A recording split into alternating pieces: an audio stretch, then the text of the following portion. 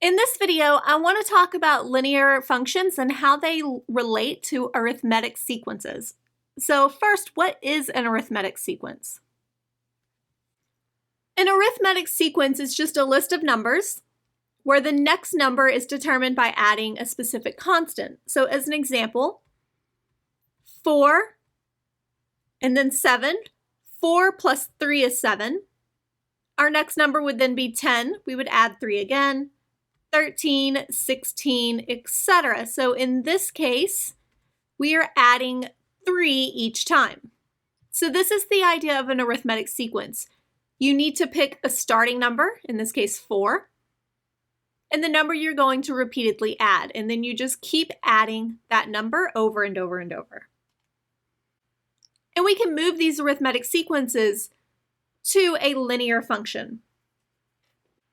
In order to do that, our sequence is going to be our output. So 4, 7, 10, 13, 16, and you can keep going.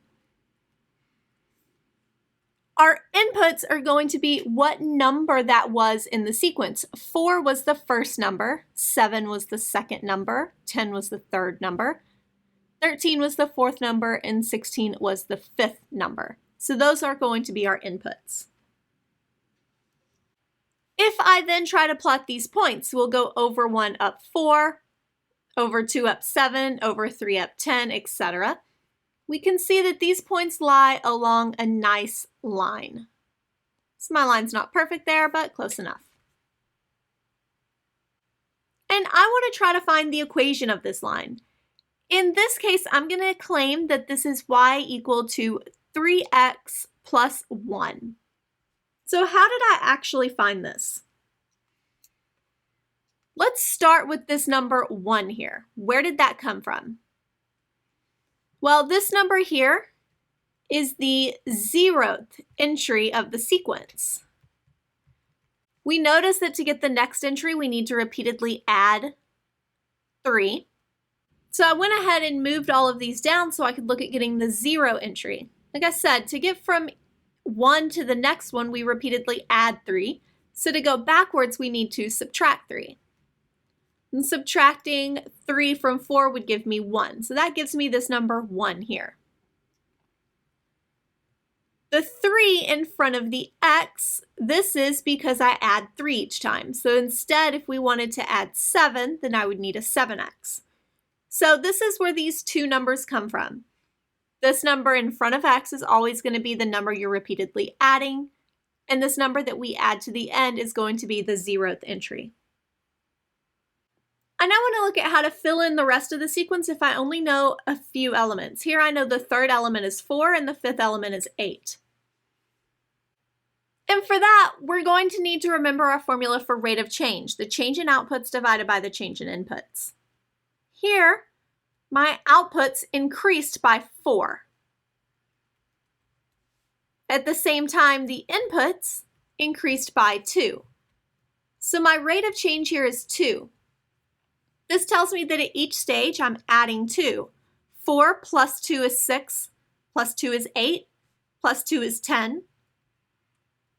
To go the other way, we need to subtract. 4 minus 2 is 2, minus 2 is 0, minus 2 is negative 2. And now we can start to look at our equation. We added 2 each time, so I have a 2x. And my 0th entry here is negative 2, so minus 2 at the end. Here's another one.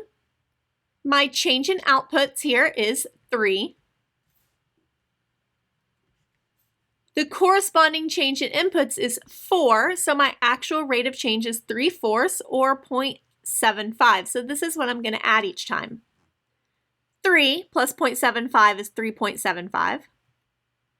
Plus 0.75 is 4.5.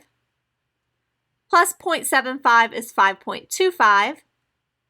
Plus 0.75 is 6. To go the other way, we need to subtract. 3 minus 0.75 is 2.25. Minus 0.75 is 1.5. To write my equation, We're adding 0.75 each time, so I have 0.75x. And my 0th entry is 1.5. So plus 1.5. And this right here would be my equation. While I've only been dealing with positive inputs, there's nothing that stops us from extending this to negative inputs. Here, to get from 7 to -1, I needed to subtract 8. So my change in outputs is -8. To get from -3 to 1, I needed to add 4. So my change in inputs is 4. So this time my rate of change is -2. So we have 7, minus 2 is 5, minus 2 is 3, minus 2 is 1, minus 2 gives me -1, minus 2 gives -3, and minus 2 gives -5. So when we write our equation, we subtracted 2 each time, so this time I'm going to have minus 2x, plus my 0th entry, 1. So -2x plus 1.